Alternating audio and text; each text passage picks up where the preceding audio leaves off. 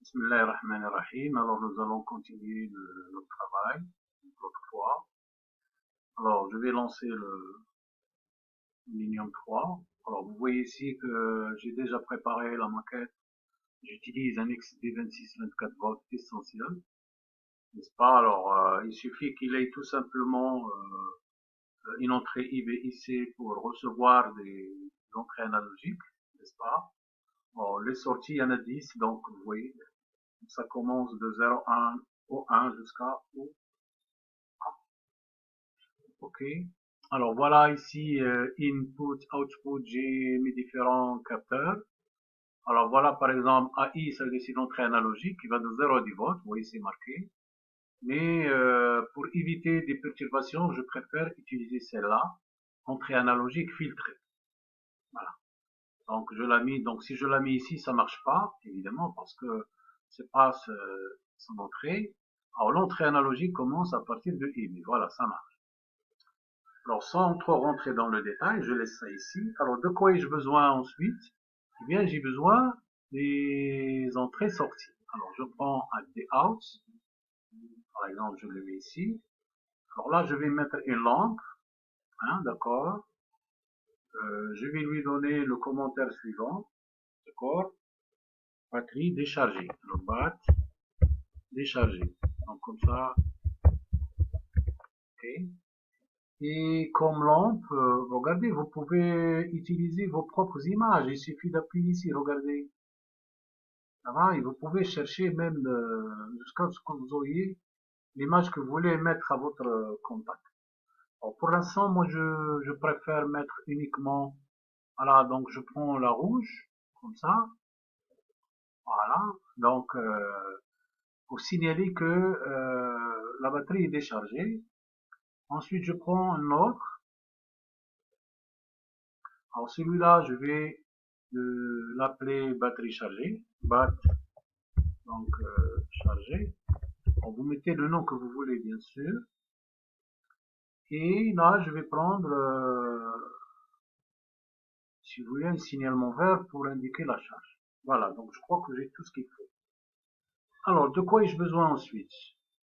Eh bien, j'aurai besoin des comparateurs. Les comparateurs, je les trouve dans programme, non, plutôt dans là, c'est pas compliqué, il suffit de chercher, avec le temps, vous allez, bien sûr, ça arrive à tout le monde, là. Alors là, non, tout ça, c'est, attention, qu'est-ce que je fais là? Alors, je vais chercher mon comparateur. Alors là, il est dans contrôle.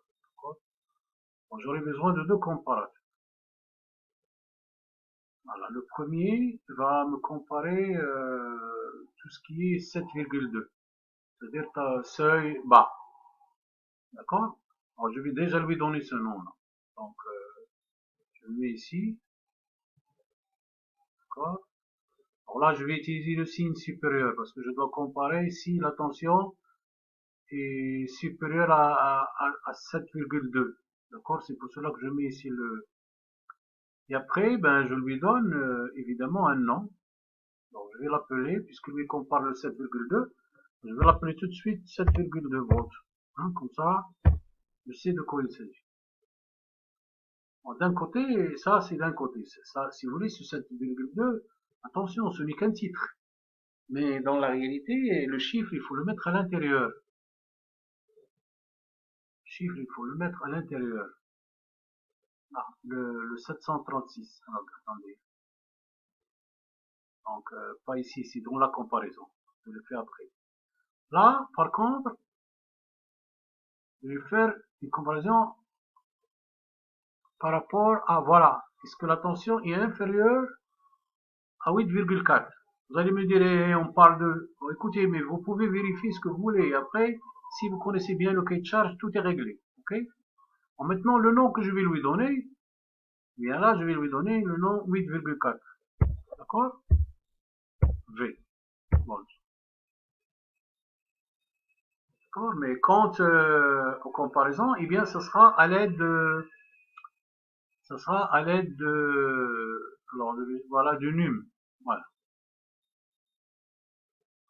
Je vais, j'aurai besoin de 2 num. D'accord? Alors, le premier, on a dit, c'est 736. Voilà, je le mets ici.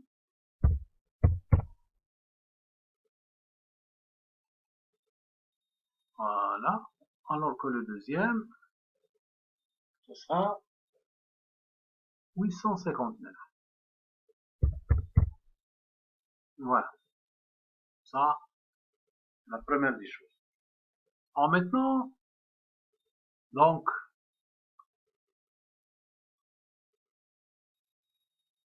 le capteur ici, c'est lui qui va recevoir la valeur de la tension de charge. Alors, je l'applique d'une part là,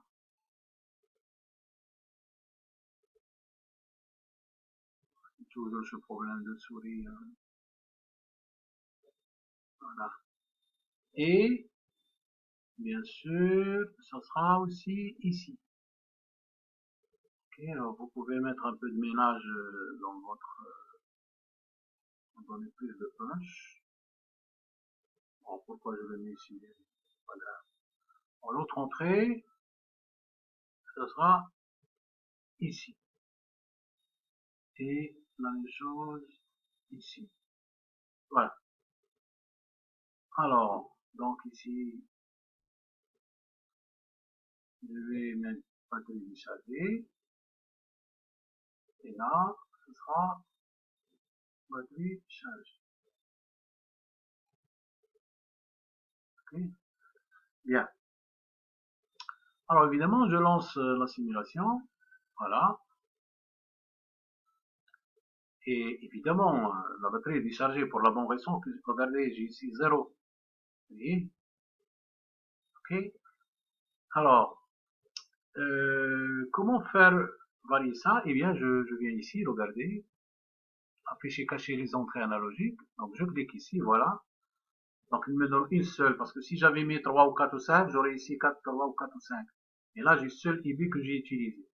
Bon, avec ça, je peux, regarder, je peux modifier. Alors, regardez la valeur, ça passe. Il y a 204. Donc, 204, c'est toujours inférieur à 736. Alors, je rappelle que le 736, c'est le nombre de quantum qui correspond à 7,2 volts. Donc, tant que je suis au-dessous de 7,2, eh bien, il est toujours déchargé. Bon, je vais aller un peu plus loin. Donc, déjà, j'en ai 409. Alors, je vous montre une chose importante. Parce que quand j'appuie avec ma souris ici, eh bien, ça va aller trop vite. Comme ça, je peux... Alors, je vous conseille d'utiliser la flèche droite de votre clavier. Alors, regardez. Vous voyez, je peux aller doucement comme je veux. Regardez. Regardez là-haut. On est 442. Donc, la même chose ici. Ici, on n'aura pas de problème. On commence à regarder ici. Est-ce qu'on a atteint 736? C'est quand cette valeur 442 devient supérieure à égale à 736 qui est égal à 7,2. Alors cette LED va s'éteindre. Alors celle-là ne s'allume pas. Alors si celle-là s'éteint, ça veut dire qu'on a dépassé 7,2. On est en train de charger la batterie. D'accord? Alors je commence avec ma flèche droite. 450. Voilà, je vais aller un peu plus vite. En une fois, voilà, j'y suis presque. Alors 700, voilà, comme ça je vais aller un peu plus. Ok, 23, 24, 25. Même à 736, rien ne change. Parce que j'ai mis là, n'oublie pas, j'ai mis ici supérieur, oui ou non. Donc, une fois que j'arrive à 34, 35, rien. Alors, dès que, voilà, vous voyez, dès que vous dépassez légèrement, bien regardez, celle-là s'éteint. Ça veut dire que la batterie n'est plus déchargée. Elle est en train de se charger. Alors, je continue toujours, regardez. Alors maintenant, regardons ce qui se passe en bas. Parce que là, ça n'a pas d'effet. Ça y est, s'il est égal à 0, c'est tout à fait normal, puisque la valeur en bas supérieure à celle en haut. Donc, regardons ce qui se passe en bas. Alors, 768. Alors, je vais aller un peu plus loin. Alors, regardez, j'y suis presque. Alors, une fois que j'arrive à 859, eh bien, la lampe verte ça va s'allumer pour indiquer que nous avons atteint la charge. Voilà, la charge est atteinte. Vous voyez? Donc, ça y est, c'est clair et net. Donc, si je descends encore, ben voilà, donc voilà, il s'éteint, donc il n'est plus, voilà, etc. Et là, si vous regardez là, une fois que je suis en descendant, j'atteins 736, ben forcément, voilà, il va s'allumer pour indiquer qu'il est déchargé. Voilà, donc ça marche très très bien. J'espère que vous avez compris cette astuce. Comment un problème, vous le décomposez en deux petits problèmes simples, d'accord, en cherchant les solutions et en testant à plusieurs reprises jusqu'à ce que vous ayez le bon résultat. Alors maintenant, je vous demande, pour compléter ce travail, alors je vous demande évidemment, je vais arrêter quand même. Alors je vous demande de me faire ici, je vais avoir ici des displays ici, un display ici, et un autre display qui indique le titre. Alors un display qui indique le titre, voilà par exemple celui-là. Alors vous marquez par exemple chargeur de batterie, n'est-ce pas? Ensuite, je vais avoir à la sortie de celui-là un autre display qui indique que la batterie est déchargée, d'accord? Alors, une fois qu'il n'est plus déchargé, ben, il va s'arrêter. Et un autre ici qui indique que la batterie est chargée si ici est active. Voilà, c'est le travail que je vous demande de faire en guise d'exercice. Alors, merci de votre attention et à la prochaine vidéo, Inch'Allah.